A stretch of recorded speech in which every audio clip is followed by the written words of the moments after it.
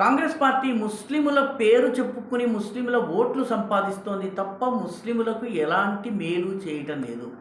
సలావుద్దీన్ ఓవైసీ ఈ మాట అన్నాడు. ఇస్లాం పార్టీ మహారాష్ట్రలో ఈ మాట అంది.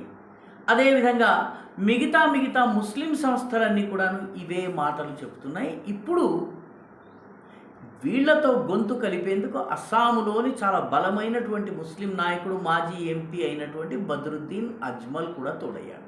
బద్రుద్దీన్ అజ్మల్కి సొంత పార్టీ ఉంది. దాని పేరు యూడిఎఫ్, యునైటెడ్ డెమోక్రటిక్ ఫ్రంట్. ఇది కాంగ్రెస్ పార్టీతో అంటకాగి జతకట్టి పొత్తులో ఉండి ఎన్నికల్లో పాల్గొంది. దానివల్ల లబ్ధి పొంది కాంగ్రెస్ పార్టీ 15 సంవత్సరాలు అస్సాంలో పరిపాలన సాగించింది తరుణ్ గొగోయ్ సమయంలో.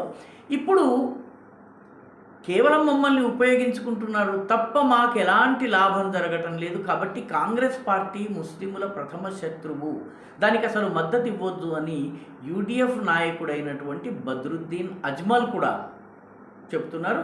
దీంతో దేశంలోని ముస్లిం నాయకులందరూ కూడాను కాంగ్రెస్ పార్టీని తమకు మేలు చేయకుండా తమ ఓట్లను దండుకుంటూ తమని కేవలము హిందువులను బూచిగా చూపించి భయపెట్టేటటువంటి పార్టీగా గుర్తిస్తున్నారనటానికి బద్రుద్దీన్ అజ్మల్ తాజా స్టేట్మెంట్ ఒక నిదర్శనము.